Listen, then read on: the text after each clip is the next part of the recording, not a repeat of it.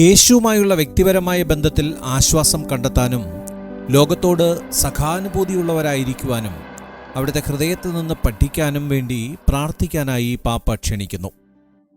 യേശുവിൻ്റെ തിരുഹൃദയത്തിന് സവിശേഷമാം വിധം പ്രതിഷ്ഠിതമായ ജൂൺ മാസത്തേക്കായി നൽകിയിരിക്കുന്ന പ്രാർത്ഥനാ നിയോഗത്തിലൂടെയാണ് ലിയോ 14 പാപ്പ സഭാതനയർക്ക് ഈ ക്ഷണം നൽകിയിരിക്കുന്നത്.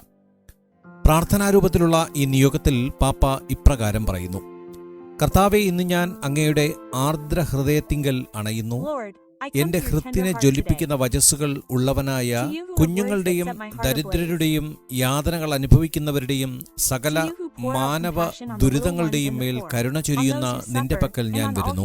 നിന്നെ കൂടുതൽ അറിയാനും സുവിശേഷത്തിൽ നിന്നെ ധ്യാനിക്കാനും നിന്നോടൊപ്പമായിരിക്കാനും നിന്നിൽ നിന്ന് ദാരിദ്ര്യത്തിന്റെ സകലവിധ രൂപങ്ങളാലും സ്പർശിക്കപ്പെടാൻ നീ നിന്നെ തന്നെ അനുവദിച്ച ഉപമിയിൽ നിന്ന് പഠിക്കാനും ഞാൻ അഭിലഷിക്കുന്നു. നിന്റെ ദൈവികവും മാനുഷികവുമായ ഹൃദയത്താൽ ഞങ്ങളെ അളവില്ലാതെ സ്നേഹിച്ചുകൊണ്ട് ഞങ്ങൾക്ക് മാതാവിന്റെ സ്നേഹം കാണിച്ചു തന്നു. നീയുമായി കണ്ടുമുട്ടാനുള്ള കൃപ നിന്റെ മക്കൾക്ക് എല്ലാവർക്കും പ്രദാനം ചെയ്യുക.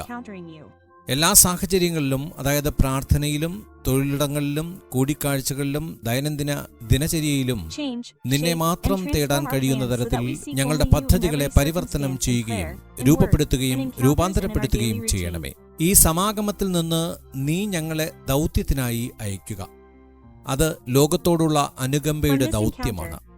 അവിടെ സകലമാന സമാശ്വാസവും നിർഗമിക്കുന്ന ഉറവിടവും നീയാണ്. ഇങ്ങനെയാണ് ലിയോ 14 പാപ്പയുടെ വീഡിയോ അവസാനിക്കുന്നത്. ജൂൺ 3 വത്തിക്കാൻ മാധ്യമ വിഭാഗമാണ് ഈ പ്രാർത്ഥനാ നിയോഗം പരസ്യപ്പെടുത്തിയത്.